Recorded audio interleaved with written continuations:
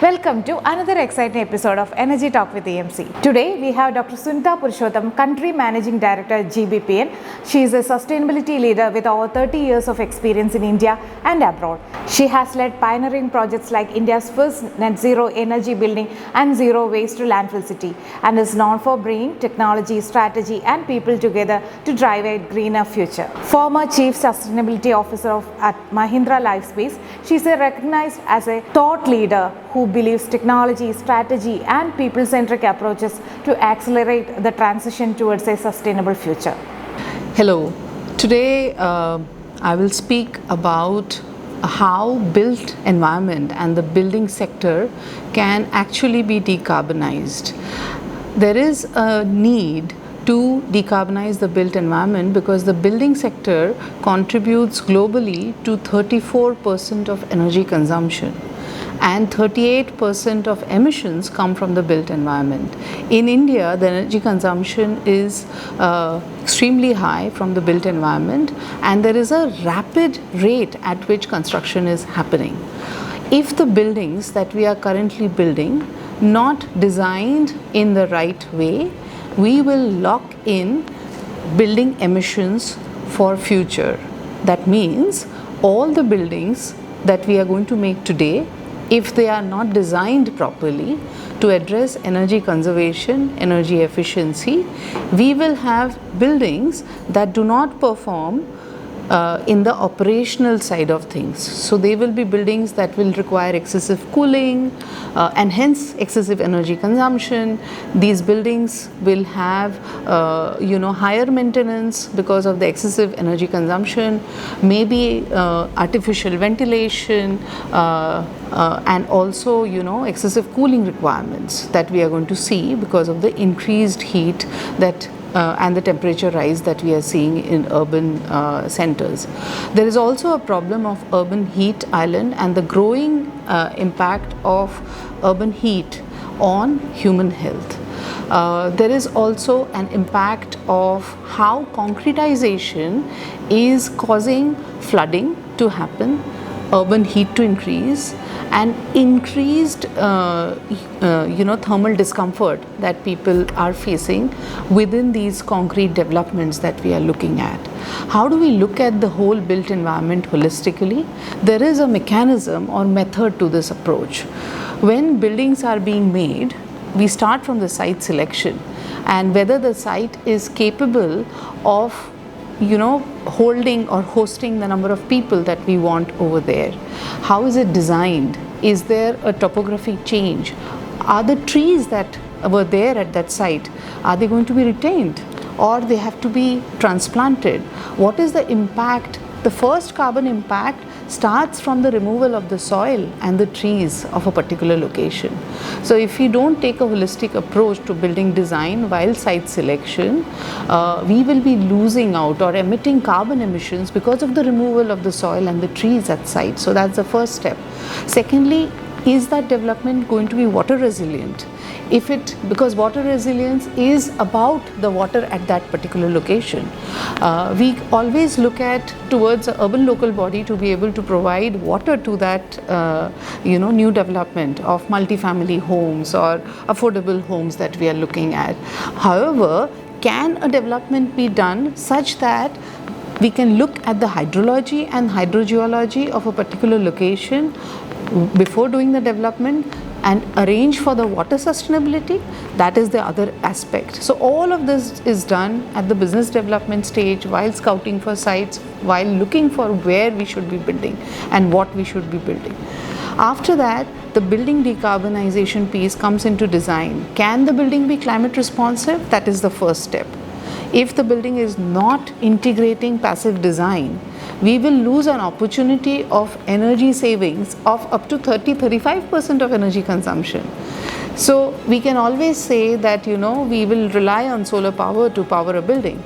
However, is that a cost effective measure?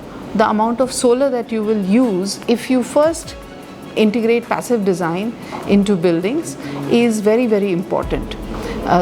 The second aspect that we should look at is energy efficiency. energy efficient lifts, energy efficient pumps, energy efficient lighting. The amount of lighting, now we have energy efficient lighting. Individual units of the LED fixtures are energy efficient, but should we use too many of them? No. The lighting power density must be fixed so that we are not excessively using light. We must use natural light as much as possible, natural ventilation as much as possible.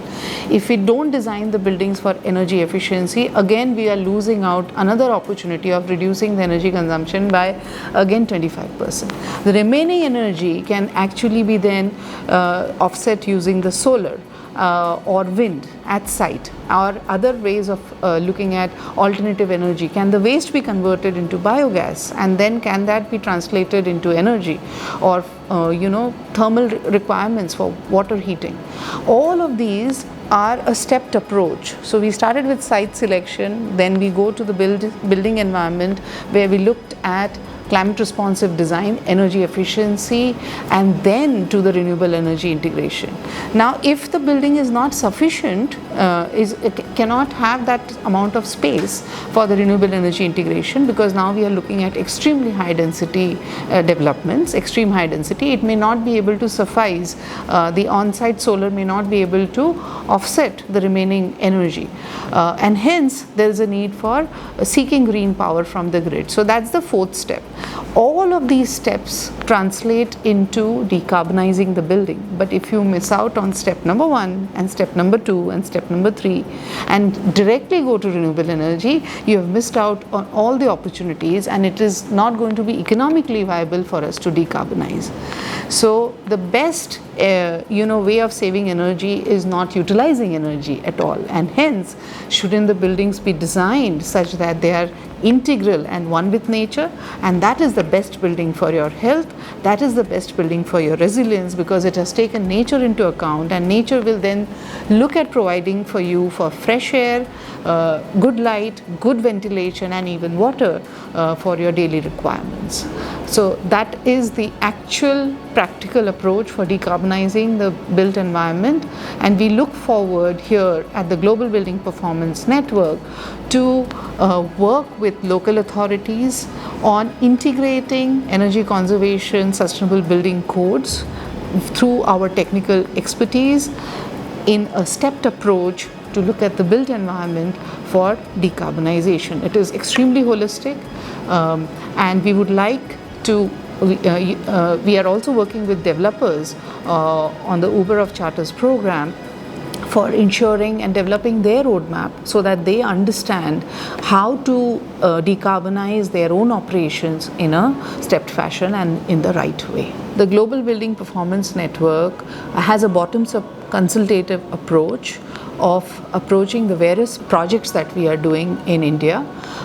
What it means is it has stakeholder consultations. I'll repeat this. Actually, I've just joined new, so the words are not very familiar to me. I'm going to use the